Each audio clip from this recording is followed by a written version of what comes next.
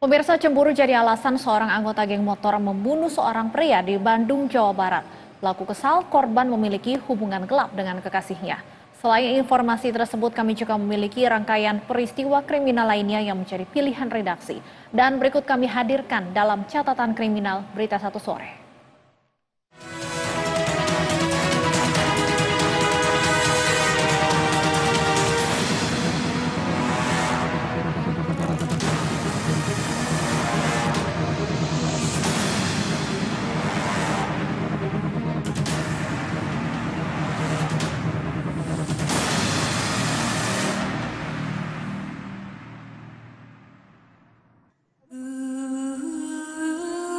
Seorang pemuda ditusuk orang tidak dikenal di Jalan Gading Tutuka, Soreang, Kabupaten Bandung, Jawa Barat. Tanpa rasa takut, pelaku melakukan aksinya pada sore hari saat kondisi jalan sedang ramai. Dalam keadaan yang sudah tak berdaya, korban berinisial AK dibawa ke rumah sakit terdekat untuk mendapat pertolongan medis. Namun naas, upaya penyelamatannya sia-sia. Dirinya tewas akibat kehabisan darah setelah ditusuk berkali-kali oleh pelaku. Informasi korban mendatangi ke lokasi sini, apakah itu janjian dengan seseorang atau tidak, kami tetap akan mendalami motif baik datangnya korban maupun datangnya para pelaku ke sini mengadakan penusukan.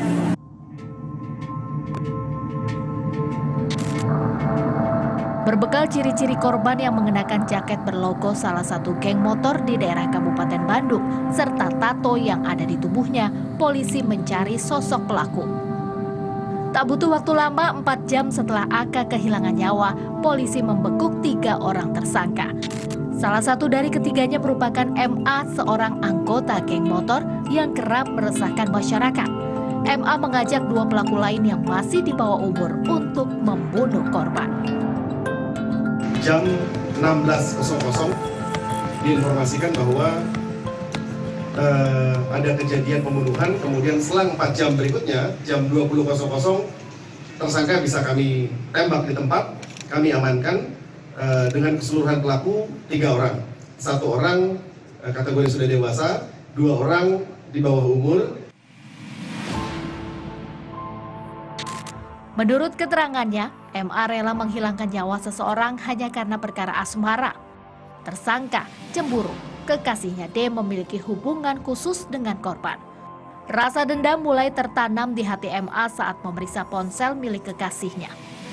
Saat itu MA merasa D berbalas pesan dengan korban dengan kalimat mesra.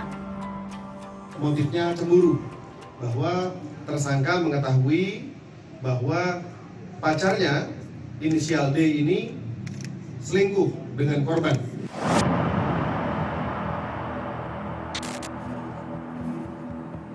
MA kemudian menjebak korban mengirim pesan singkat menggunakan ponsel milik D. Dalam pesan tersebut, korban diminta untuk menunggu di depan sebuah indekos. Ketika tiba di lokasi yang ditentukan, bukan sang kekasih hati yang korban temui, namun MA yang sudah terbalut api cemburu, dilengkapi senjata tajamlah yang menyambut kedatangan korban saat itu.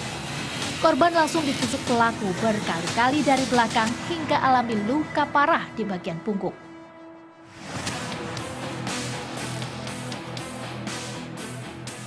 Pada saat perjalanan menuju ke lokasi yang disepakati, tersangka sempat singgah dulu ke tempat temannya untuk mengambil pisau dapur.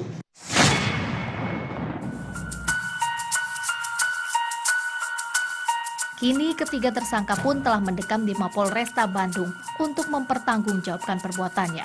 Mereka dijerat pasal 340 tentang pembunuhan berencana dengan ancaman hukuman mati atau penjara seumur hidup.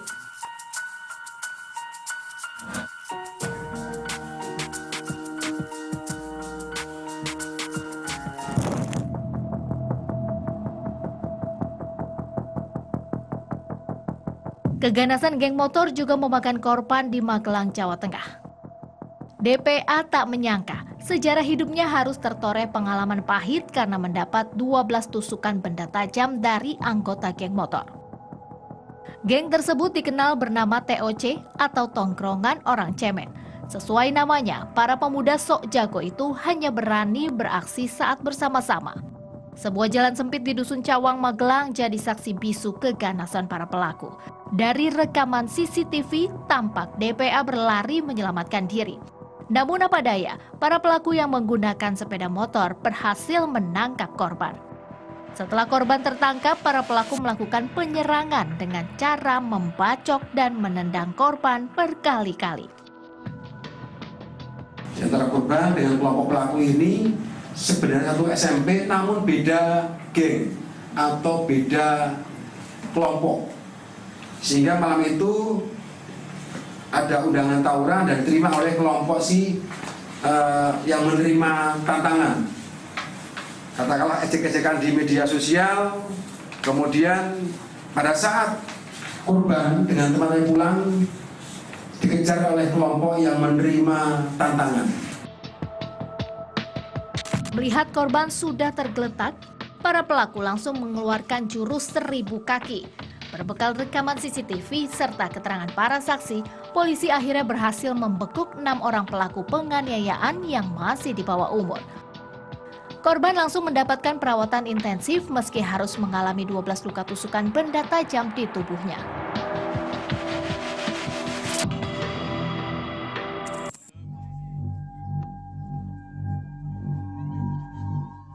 Ulah geng motor juga memakan korban jiwa di Kota Pematang Siantar, Sumatera Utara. Tak tanggung-tanggung, 2 orang menjadi korbannya. Kedua korban diketahui masing-masing berinisial H yang berusia 17 tahun dan GP berusia 18 tahun. Keduanya merupakan warga Dusun 2 Tanjung Gunung, Kecamatan Buntu Pane, Kabupaten Asahan, Sumatera Utara. Mereka ditemukan warga dalam kondisi terbujur kaku di saluran drainase Kecamatan Siantar, Marihat pada pagi hari. Usai ditemukan, kedua jasad tersebut langsung dievakuasi oleh warga dari dalam aliran sungai dan selanjutnya dibawa menggunakan mobil petugas Badan Penanggulangan Bencana Daerah Kota Pematang Siantar ke Rumah Sakit Umum Daerah Jasamen Saragih. Petugas kepolisian Resor Kota Pematang Siantar yang menerima laporan langsung melakukan olah tempat kejadian perkara dan memeriksa jenazah kedua korban di rumah sakit. Dari informasi yang dihimpun di lokasi kejadian, kedua korban bersama rekannya pergi dari rumah untuk berlibur ke wisata Parapat Danau Toba menggunakan sepeda motor. Namun di perjalanan korban bertemu dengan segerombolan geng motor yang membawa senjata tajam. Dengan beringas, para pelaku mengejar kedua korban.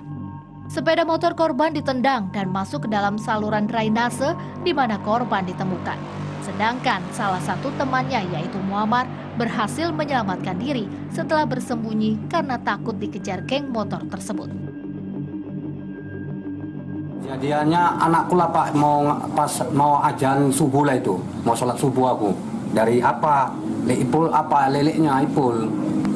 Kang, anak Eriko Kang, Amar, dibekal uang, galang nyemplung, karun api. Nah, jadi begitu apa cep, kami apa Pak, kabari lagi anak kami telepon. Si Amar ini yang ngabari lelek-leleknya ini sama wawaknya ini berondok, dicari sama begal ini tadi.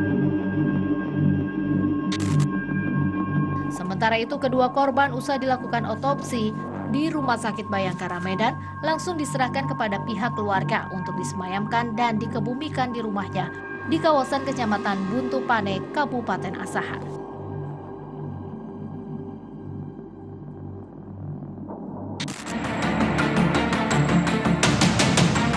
Minum bareng.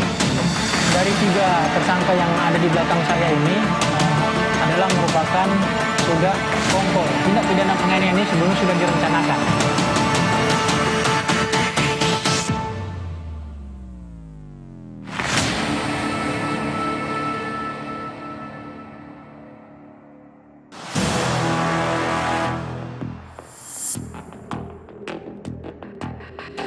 Momen-momen memadu kasih Lindu dan gadis idamannya dikacaukan dengan kedatangan seorang pria yang tiba-tiba menyerang dirinya menggunakan senjata tajam jenis parang. Tampak dari rekaman CCTV, korban sempat berlari untuk menyelamatkan diri. Namun pelaku yang berhasil mengejarnya kembali mendaratkan parang ke kepala korban. Puas menganiaya korban, pelaku langsung melarikan diri menggunakan sepeda motor. Tak butuh waktu lama, pria bernama Sukma berusia 23 tahun ini diringkus jajaran Satreskrim Polres Grobogan. Di hadapan polisi, Sukma mengaku tega menganiaya korban karena cemburu melihat mantan pacarnya sedang duduk berdua dengan pria itu. Mantan, Pak. Oh, mantan pacar. Cuman minum bareng. Minum Ke bareng. kos malah nggak pulang ke kos, Pak. Malah ke beneran protetis itu. Oh, terus Terus teman saya laporan ke saya, Pak, nggak pulang ke kos, Pak. Tersangka mengaku saat beraksi ia bersama 5 orang lainnya menggunakan 3 unit kendaraan. Namun kelima temannya tidak terlibat tindakan penganiayaan. Untuk mempertanggungjawabkan perbuatannya, tersangka dijerat dengan pasal 351 KUH Pidana tentang penganiayaan dengan ancaman maksimal 5 tahun penjara.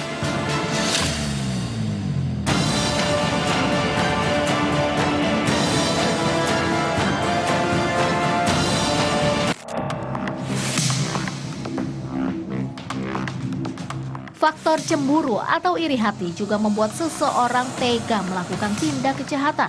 Resta, seorang karyawan swasta nekat menyewa pembunuh bayaran untuk mengeksekusi rekan kerjanya sendiri. Hal ini ia lakukan lantaran cemburu bosnya lebih menaruh perhatian kepada korban. Sebelum rencana itu terbentuk, Resta melakukan konsultasi dengan seorang wanita parubaya bernama Aca yang dikenal sebagai dukun di daerahnya. Aca kemudian mengenalkan seorang pria bernama HW, sang pembunuh bayaran. Negosiasi antara Resta dan HW pun tersepakati. HW dijanjikan akan mendapat uang sebesar 100 juta rupiah jika berhasil mencabut nyawa korban. Namun jika gagal dan hanya mengakibatkan luka parah, HW hanya mendapat upah sebesar 50 juta rupiah. HW pun mendapat uang muka sebesar 5 juta rupiah. Karena tidak kunjung mengeksekusi korban, HW dapat tekanan dari Resta. Tak lama kemudian, HW melancarkan aksinya. Korban ditusuk di bagian punggung hingga terluka. Dari 3 tersangka yang ada di belakang saya ini adalah merupakan sudah sekongkol, dalam artian tindak pidana penganiayaan ini sebelumnya sudah direncanakan. Beruntung korban berhasil menyelamatkan diri meski alami luka yang cukup serius. Belakangan terungkap, HW mendapat bayaran kedua sebesar 48 juta rupiah dari tangan Resta setelah berhasil melukai korban. Akibat kejadian ini, polisi mengamankan Resta, Aca, serta HW. Ketiganya kini meringkuk di balik jeruji besi untuk mempertanggungjawabkan perbuatannya.